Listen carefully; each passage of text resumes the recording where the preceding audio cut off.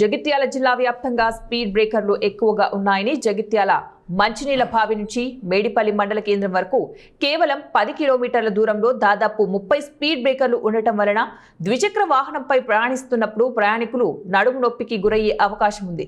Speed breaker వద్ద వాహనం వేగం తగ్గించినప్పుడు వెనుక నుంచి వస్తున్న వాహనాలు ఢీకొనే ప్రమాదం జరిగే అవకాశం కూడా ఉంది. స్పీడ్ బ్రేకర్లను రహదారుల నిబంధనల ప్రకారం మాత్రమే నిర్మించే విధంగా చర్యలు తీసుకోవాలని కలెక్టర్కు ఫిర్యాదు చేశారు. మేడిపల్లి మండల కేంద్రానికి చెందిన ఫిర్యాదుదారుడు శ్రీనివాస్ పేర్కొన్నాడు. నేషనల్ హైవే మీద అసలు ఈ స్పీడ్ బ్రేకర్లు ఇన్ని ఉండొచ్చా, ఎందుకు ఇచ్చేది ఏంటి? దీనివల్ల ఈ స్పీడ్ బ్రేకర్ల వల్ల ఉపయోగం ఏంటిది? పెద్ద ద్విచక్ర వాహనం మినక 4 చక్రాల వాహనాలు ఏవి కూడా ఆ పైన వాహనాలు వేగ నియంత్రణ పాటిస్తున్నాయి. స్లో డౌన్ అవుతున్నాయి. ఎక్కడ కావడం లేదు. ఎవ్వరు వెళ్ళిపోయే తీరు వాళ్ళు వెళ్ళిపోతారు.